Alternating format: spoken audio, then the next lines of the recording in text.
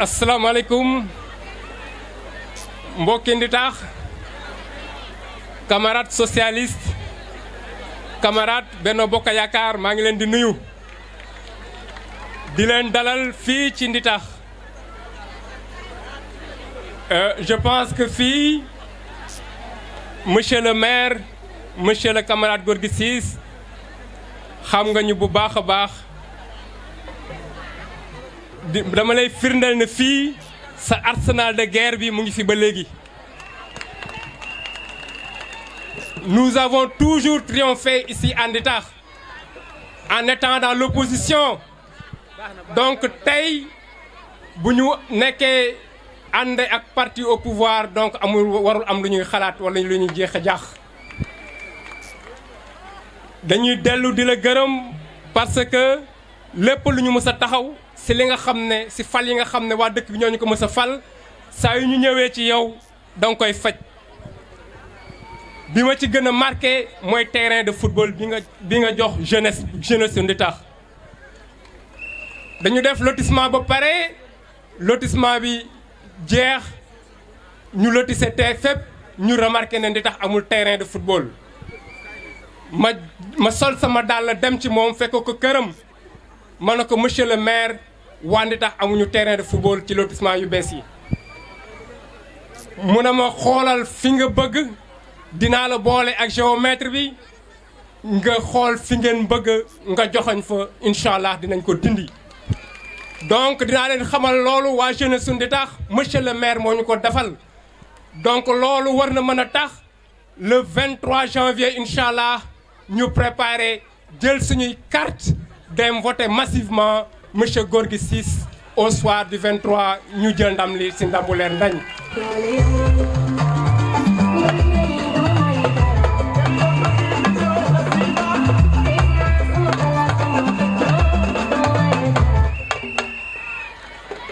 te noonu mu ko defee ci sport bi noonu la ko defee ci partout que ça soit dans l'éducation que ça soit dans la santé bépp banxaas ba nga xam ne war na fi intervenir saa yi ñu ko seetee te yéen waa Nditax yéen a tax ñu jóg di ko seeti da ciy taxaw ba mu mat sëkk donc ñu ngi koy gërëm di ko sant di la ñaanal au soir du 23 ñu jël ndam li ci ndambu leen ndañ merci beaucoup. waaye ki may jox kàddu l'enseignant de l'enseignant tàccul leen ma loolu tey français laay wax ak yow xam nga lu tax may wax ak yow français pas-pas bi nekk ci yow dëgg gu nekk ci yow fulla ji nekk ci yow fayda ji nekk ci yow jeunes yëpp bu ñu meloon ni yow fii si Jalaaw fii duñu maaruut li tax duñu maaruut mooy ñàkk xam day waral lu bari ay waaye conjuguer le verbe être au présent di l'indicatif Baye Mass ku ma ka tàccul yàlla na nga fekke na nga ridéwét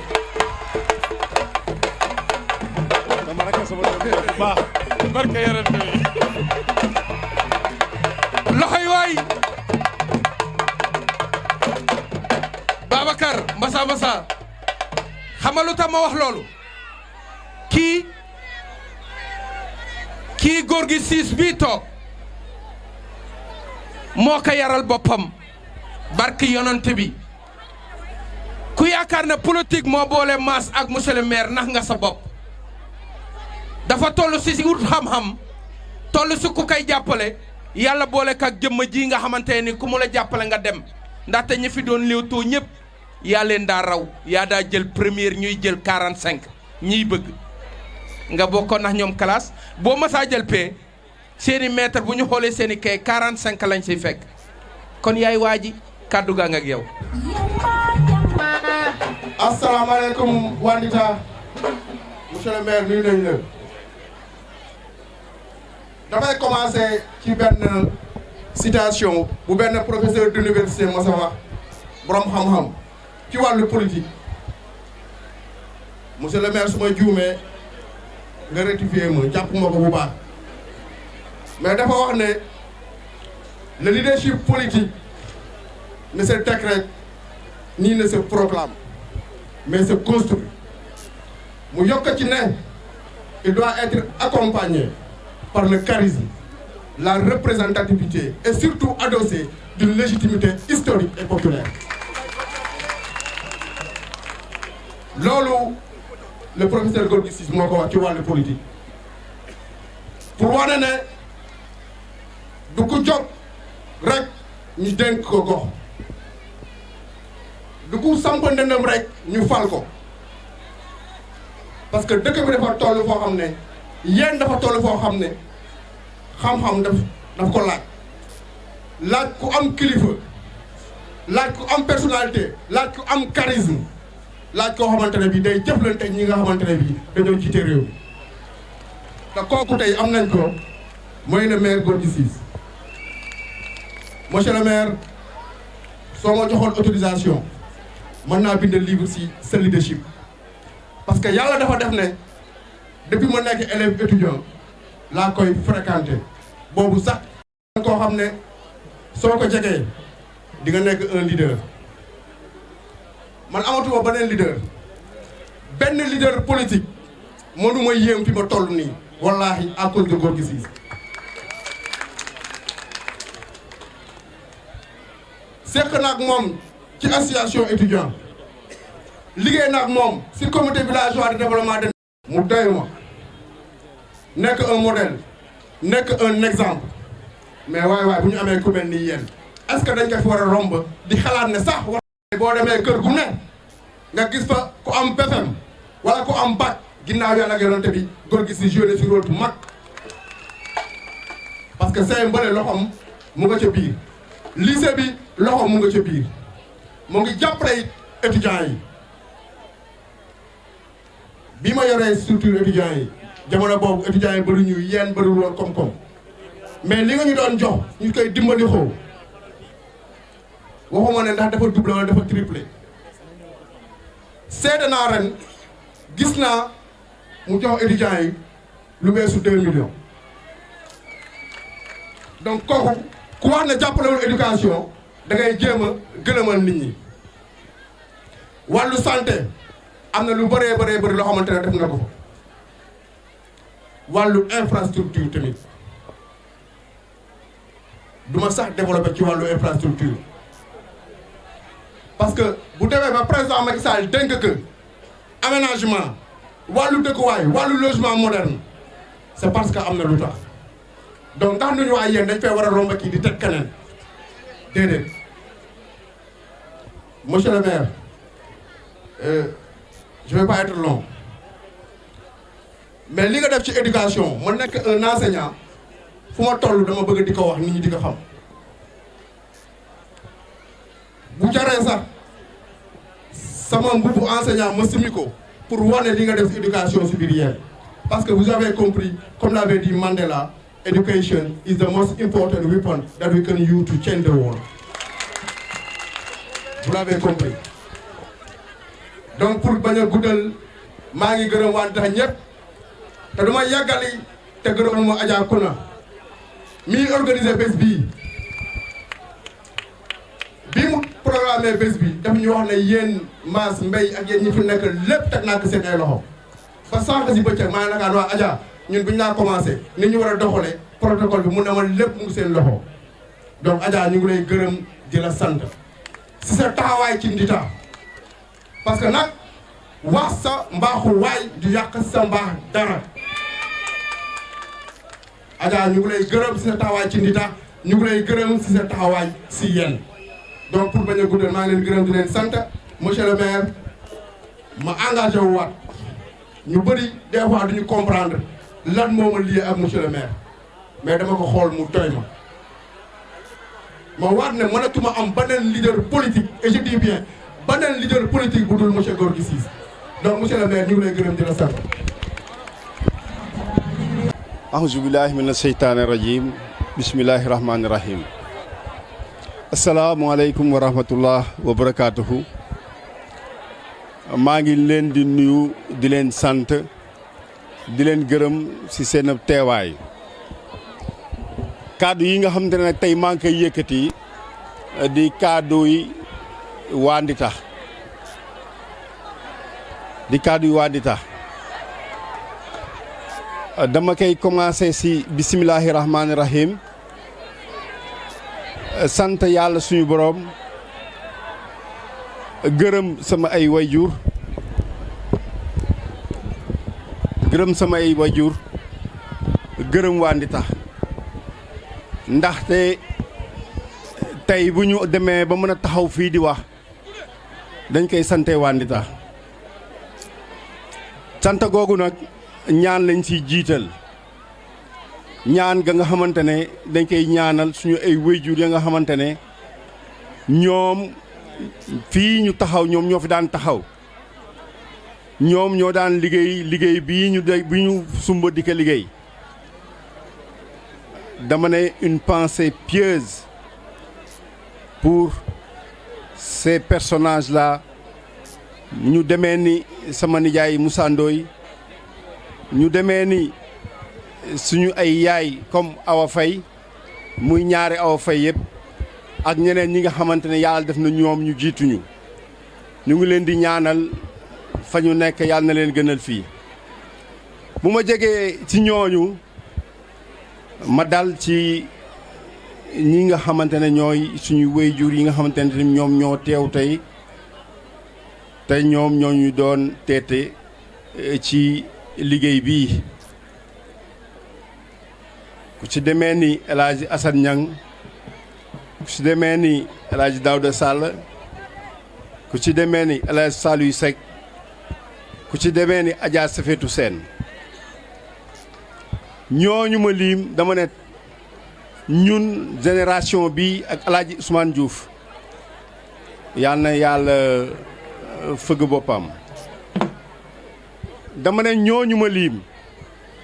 ñun génération bi bu ñu amee fit tey ba taxaw fii ne ñun dañuy wax wala dañu jël ay cadre wala ñu jël ay responsabilité ci dëkk bi yàlla ak ñoom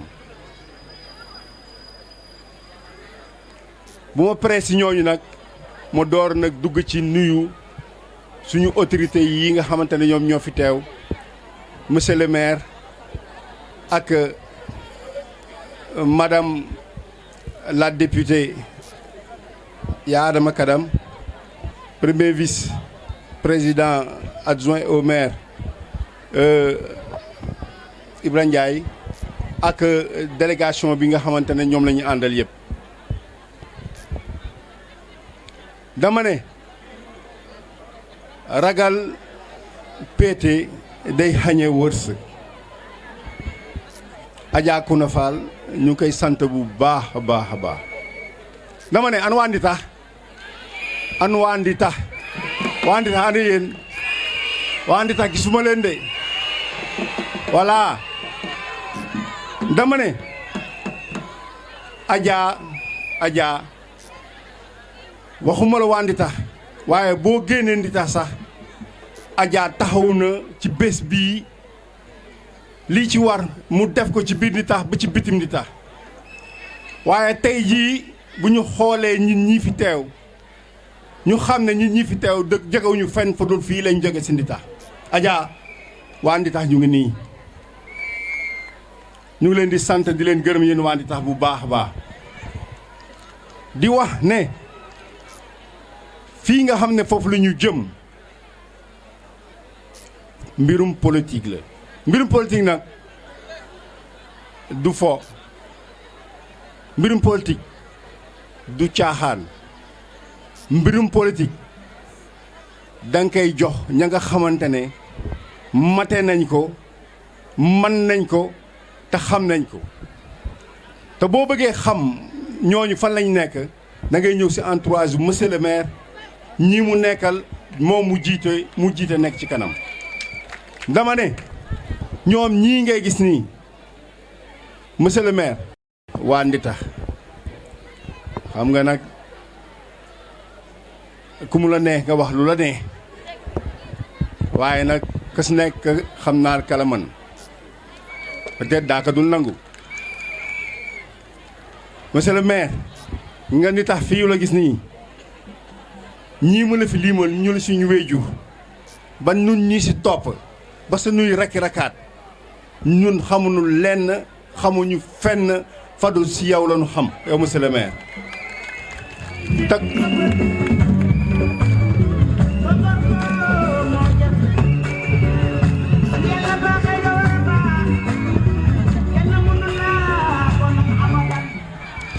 jërëjëf dama ne toog fii di wax monsieur le maire lu mu fu def fii si yéen dama ne ku ko bëgg a def sa daal perte temps la jaru ko dama toog ay nit fële ci Kër Maas fële ci kaw ñu ne ma monsieur le maire lan la def ma ne xool leen lii lan la fii fan la ñu ne fii commencement limal ma ne non fii den yaakaar ne Almadi la ma ne du Almadi ala lotissement ba nga xamante ne monsieur le maire moo ko def jox ko doomi Ndita ñu ñëw dëkk fi waaw dama ne monsieur le maire ki nga fii ñii fi dëkk fii si Ndita ñay parcelle 20 000 francs la jar 20 000 francs la jar ñett ba si ay kër yi rafet ñeena ñi am nañu ay parcelle ba pare in demit jaayaat ñe yeneen i tool in ñëw jël in tabax si parcelles yooyu ay kër yëpp ba kene ma ne monsieur le maire yéen ñëpp ba deen loon laaj kan moo gën a jariñu si yéen tey man na ma leen la limal ne yéen ñëpp yéen a ko gën a jariñu si yéen moom mii monsieur le maire mii Maodo wax na sànq du ma wax ne dama ko jigee de man du ma am prétention wax ne sax dama ko jigéen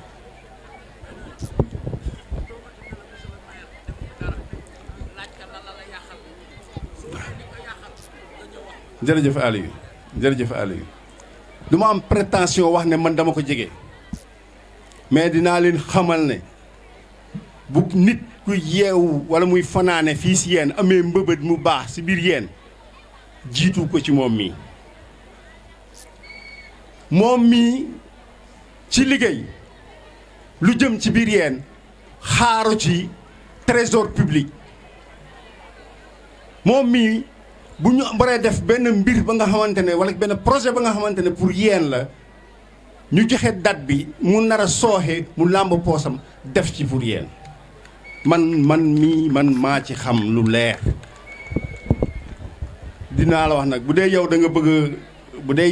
bëgg laax yaakaar naa boo ñëwee boo fekkee cin luy baax doo ko teggi naan yaa ngi teg beneen cin ba nga xam ne da ngay commencé ab laax bu dee yàqati nga sab laax dama ne kii nii fi ñu nekk ak moom fi ñu dugg ak moom dañuy gis benn leer ba nga xamante ne foofu la ñuy fa liggéey te gis nga jigéen nag bu toll si juróom-ñeenti weer boroom këram kontaan boobu am na lu tax parce que dafa yéemook boroom kër ba saytu lu jiiti woon juróom-ñeenti weer yooyu yaramam ba mu war a mën a tax moom mu taxaw tey kontaan ngir am yaakaar ci li nga xamante ne moo nekk au bout de à terme de ces 9e mois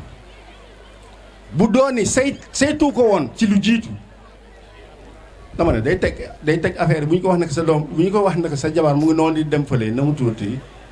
ci hôpital bi ma ne aw fitam du dal nu maire bi nag aw fitam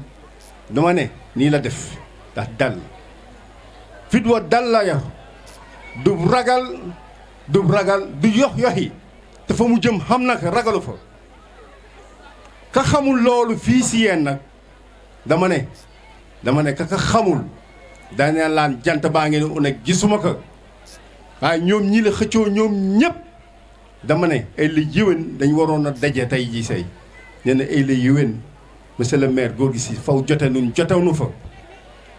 laaw nun mënuñu ko fii kenn du fi def élection ñun ñëpp mankoon nañu in fal la sa kaw ndaxte loolu nag moo la dëgg di delluwaat di gàttal kaddu yi di leen sant di leen gërëm di sant it ñi nga xamante ne mooy la jeunesse de Ndita la jeunesse de Ditax man sant naa leen bu baax muy góor muy jigéen gis naa seen ab taxawaay ñi nga maire démb bi ñu ne fii dañ koy nettoyer boo fi jaar da nga yaakaar ne meeting moo fi am dama ne xaw ma kan mooy xalaat mais Ditax fii amuñu si benn jixi jaax amuñu ko tey te amuñu ko woon démb ndaxte monsieur le maire Ditax électorat am li muy tuuti tuuti lépp 65% lañu daan am bu ñu génnee si élection donc waa Ditax ma ne masu leen a yaafus si biir yéen te du tey leen a yaafus si biir yéen li ma leen la ñaax di leen ko ñaax fii dama ne mënu leen a fekk ña nga xamante ne masu ñaa nekk sax ay conseillers yéen ne dañ ñu bëgg a fal ab maire ma ne naxaate bi da jee dinaa fii ñi fi nekk ñëpp ay conseillers la ñu woon mais ñii xamante ne tey ñoo ñëw ne denk sampalam dënd kii nii mais benn laa bëre moom normalement ne bëre ñii nu mbërë ngi de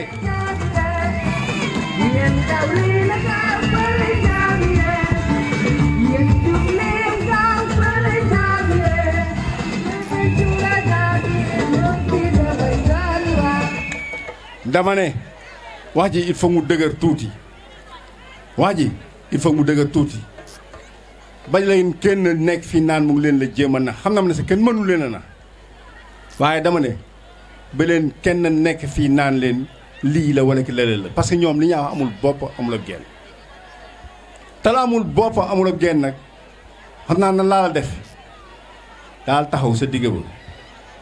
taxawal sa digg bi xam naa kan la kii la kii moo la digg bi dangeen ne moom def na fi 20 ans def na fi 20 ans dama ne 20 ans yi ba yéesoon ba 20 ans yi yéesoon bon du ko fi def 20 ans yi da baax moo tax mu def 20 ans nanu ko nu ngi la see gërëm indi la si sant bu baax a baax indi la si gërëm indi la si sant indi la si ñaanal in mën a wax ne ba doon ni mënoon naal defaat yeneen 20 ans bon nu tegaal suñ kanam yeneen 20 ans malgré que nag nu ngay ñaan yàlla mu mel la wér ak wérle ak fu nu gudd xam naa ne sa mébét si yéen du pour nga doog fii say éternellement mais xam naa ne sa mébét si yéen pour nga liggéey fi la nga xam ne waaye yéen ñëpp nañ si teg seen i bët guni yi xamante ne ñoo door a juddu ba ñëwee nañ fi bàyyi day ñëw in fekk fi la nga xamante ne c'est pérenne du fi mas a jógee donc di leen sant di leen gërëm di delluwaat rek di gërëm Adja Kouna Fall dama ne gis nga nit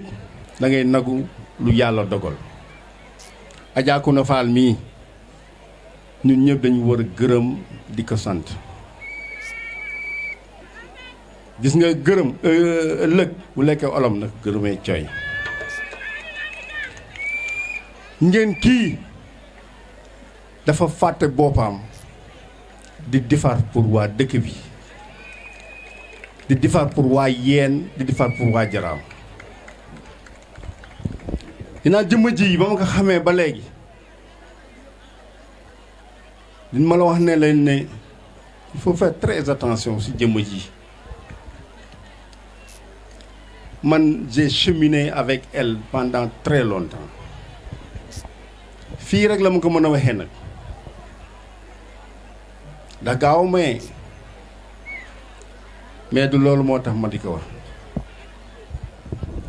dama ne yéen jigéen ñi ay jàmbaar leen mais moom mii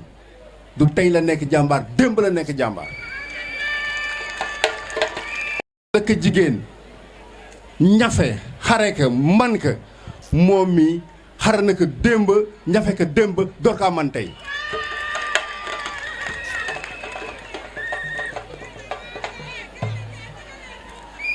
dama ne nan ko ñaanal li ñu dese ci moom ñaan la àddina nag ñu bëri dañuy demee benn xel dañuy demee rek ci ne nañ dem ci moom mu jox ñu li mu yor mais loolu gàtt xalaat la loolu noonu gàtt xalaat la bon nag maa ngi gàttal Maodo nee na ma gàttal maa ngi gàttal di daanele foofu si Adjakuna di wax ne ñun waa Yeen ñun ñëpp war nañu taxaw mobiliser commencé guñu nag campagne gi moom commencé guñu ko mais campagne bi moom bu ñu ko commencé rek dañ koy xar carrément dañ koy xar Yeen moom kenn ñu fi nekk sax boo ma dañu génne Yeen duñu ko yeggali waaw